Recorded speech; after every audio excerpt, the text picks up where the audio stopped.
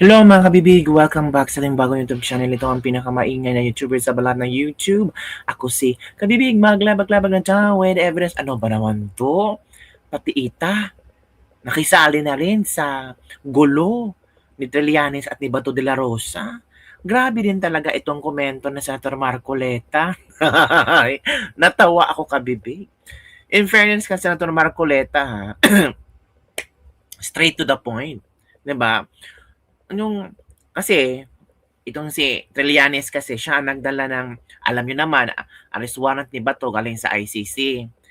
Tinanong sila, sabi ni Senator Marcoleta, tinanong niyo ba si Trillanes kung bakit siya ang nagdala ng warrant? Wala naman siyang kapasidad. Sabi ng mga media, oo, tinanong namin. Sabi ni Senator Marcoleta, kung sabihin ni Bato, pakainin siya ng tayo, kakain ba siya ng tayo? Ito kabibigan, natawa lang talaga ako. Well, in fact, nako, napahiya talaga tawag dito, tawag dito, pag sinabi ni Senator Bato na kumain siya ng kakain siya ng banat kay Trillanes, question ni Senator Marcoleta ang paliwanag ni dating Senator Trillanes kung bakit siya sumama sa tangkang pagsilbi ng ICC arrest warrant laban kay Senator Bato de la Rosa. Nauna na sinabi Trillanes na personal request sa Senator Bato de la Rosa na samahan niya mag-aresto sa senador. Diba? Nakakatawa, kabibig. So ito yung video, panoorin natin. Ito. Why is Trillanes the one serving the warrant of arrest? Did you ever ask him? Wala. Nanonood ako sa inyo. Wala man lang nagtanong sa inyo. Sir, ano ba bang authority niyo? Ba't kayo po yung nagsaserve? Did you ever ask him? Wala. Tinanong naman, sir. Ano sagot niya? Sagot niya, nandito daw siya kasi in answer to, ano daw po yun, challenge daw kasi ni Senator Bato. Pag sinabi ni Senator Bato na kumain siya ng tayo, kakain siya ng tayo. Thank you.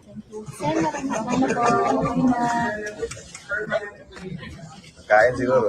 Kain siguro. Why is Trillanes the one Kami na serving the warrant reporter. of arrest? Did you ever ask him? Wala. Nanonood ako sa inyo. Wala man lang nagtanong sa inyo. Sir, ano ba bang authority niyo? Ba't kayo po yung nagsaserve? Did you ever ask him? Wala. Tinanong naman, sir. Ano sagot niya? Sagot niya, nandito daw siya kasi in answer to, ano daw po yun, challenge daw kasi ni Senator Bato. Pag sinabi ni Senator Bato na kumain siya ng tayo, kakain siya ng tayo. Thank you. Ang galing. Lawyer talaga. Kain siguro. Kain siguro, sabi ng reporter. Sabi ng reporter, kain siguro, sabi ng reporter. Pag challenge siya na kumain siya ng tayo ni Senator Bato, kakain ba siya ng tayo? Sabi ng reporter, kakain siguro. Sabi ng reporter, kain siguro, sabi ng reporter. Sabi ng lalaki reporter, kakain siguro. Na yung pa naman na laging rebutal ng mga loyalista. Talagang, syempre, paldo-paldo din ng mga bayarang media. Kaya nga palagi naka-highlight ang Asumulo interviews. Basag ang mga reporter si Trilling kung magkano tayo sa nasuplat dapat lang yan sa reporter. Best talaga Senator Marcoleta. Katilaw ang reporter and payag naman ng mga presidente ng ganung sagot ni Trilling. Ganyan sila kabayaran. Gone are the real journey na research mo na ba kuda. Ang bayad ng media lalo ng Kaunti News media puro intriga lang naman itanaw. Kakain lang tayo dahil sa aso yun eh. Again nga. Pakinggan natin ulit ha. Why is Trillanes the one serving the warrant of arrest? Did you ever ask him? Wala. Nanonood ako sa inyo. Wala man lang nagtanong sa inyo. Sir, ano ba bang authority niyo? Ba't kayo po yung nagsaserve? Did you ever ask him? Wala. Tinanong naman, sir. Ano sagot niya? Sagot niya, nandito daw siya kasi in answer to, ano daw po yun, challenge daw kasi ni Senator Bato. Pag sinabi ni Senator Bato na kumain siya ng tayo, kakain siya ng tayo. Thank you. Tumawa. Kain siguro. Kain siguro. Why? Challenge. Oo nga, i-challenge mo Senator Bato. Makakain, 'di ba? Mas maganda kung may challenge. Okay, ang in fairness, ang natatawa ang reporter na ang sumigat, kain siguro. Ito. Kapag sinabi ng Senator Bato na kumain siya ng tayo. Kumain siya ng tayo, Senator Rugante Marcoleta, question ang paliwanag ni Trillanes sa pagpunta sa Senado.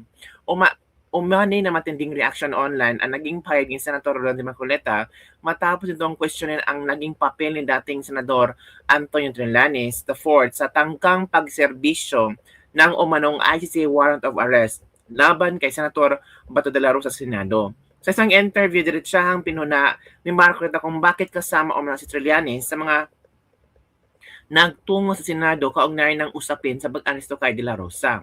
Ano ang ginagawa ng Trillanes? Bakit siya mag-serve? Palagay mo, may warrant of arrest. Why is Trillanes the one serving the warrant of arrest? Ayon pa kay Marcoleta, tila wala umanong sapat na pagtatanong noong hinggil sa legal na otoridad ni Trillanes sa naturang sitwasyon. Tama naman.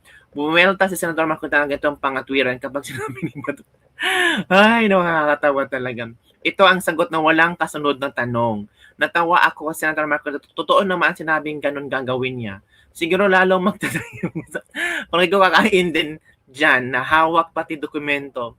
Sana yung sinabi ni Bato kay Trilling, tingnan natin kung kain pa. Nakakatawa talaga itong mga kabibig. As in, talagang ang mga netizen ay natawa at sinabi pa ng tama nga no. Ito si Trillanes mahilig talaga magpa-epal, 'di ba? O tingnan mo ngayon, na-epal ka, supalpal ka ni Senator Marcoleta.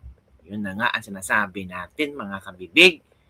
Hay, nako mga kabibig. So, ikaw kabibig, ano ang inyong reaksyon hinggil sa pagsagot ni Senator Marcoleta? At yun ay ang pagsupalpal niya kay Trillanes. Baka okay lang ba yung pagsupalpal ni Senator Marcoleta kay Trillanes?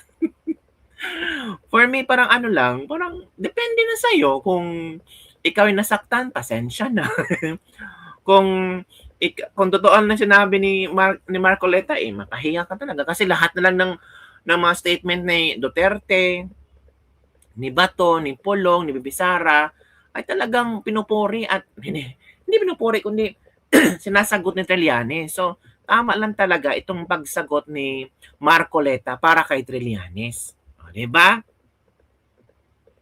Ito nga sabi ni Camille Villar, mas masahol pa kaysa Judas. Ito naman po ay tungkol sa mga senador na babaliktad later on from majority to minority. Ganito umano inilarawan ni Senator Camille Villar ang sinumang tatalikod sa hanay ng 13 miyembro ng Senate majority. Sa kanyang pahayag, ibinahagi ni Marcoleta na sinuman umano, sinabi umano ni Villar, sino man sa atin ang kakala sa ating grupo matapos na nating makita ang sakripisyo at pag-alay ng isa sa atin, sa palagay ko, mas masahol pa siya kay Judas. Which is true naman kabibig. Diba? Ito naman si Senator Amy Marcos. May mga parinig naman sa di umano'y mga nangyari kahapon na Senado. Ito si Ate Amy. Kung ano-anong parinig niya, go ahead Ate Amy. Ayoko malanghap ang hangin ng mga asartalo. Asartalo. Yan kahapon na lang. Si Marcos. Yan. Uy, tinatanong bakit daw ako singhot nitong inhaler ko. Paano? Allergic ako sa pikon. Ayoko malanghap ang hangin ng mga asartalo. Senator, ba't hindi natuloy yung kung kanina? Dismiss lang yun. May operation yata na sungkitin.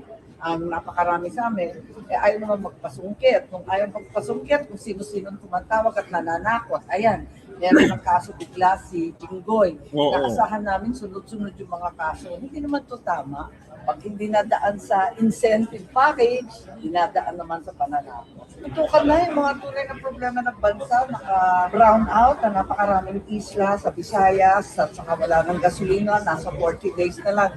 Yun na lang dapat natin tutukan. Yung inflation rate natin, napakamamahal ng bilihin. Senator Amy Marcos. Natakot nga yung mga ibang senador. Diba? Mukhang, Madam, asarin mo si Soto at Ping. I like your energy, ma'am. You're so bully. Mapang-asar ka rin kasi Manang Amy. Go lang, Manang Amy. Marami kami naaaliw sa'yo. Brave, 13 laban lang. Takutin mo sila gamit yung sandata mo. Ay, tsaka, na pag fully healed na, baka magsalamat daw ka after mo magamit yan sa kanila. So yun lang kabibig, grabe asartalo. Ito tanong si Senator Amy Marcos, no? Grabe ka talaga, Senator Amy Marcos. Yun lang kabibig, ang ating Midis Lebak-Lebak for today. Grabe ng asar si Senator Marcolita kay Trillanes, si Senator Amy Marcos ng asar na sa asartalo ng mga senador. Hala, ang minority block ba is a majority block is a combination of brave 13 talaga. Wala silang pakialam kung anong sasabihin nila. As long as tama ang kailang punto, ang kailang pinaglalaban. At Trillanes, kung challenge ka ni Bato, nakakain ng tayo kakain ka ba? Yun lang kami big. Bye everyone. See you next time.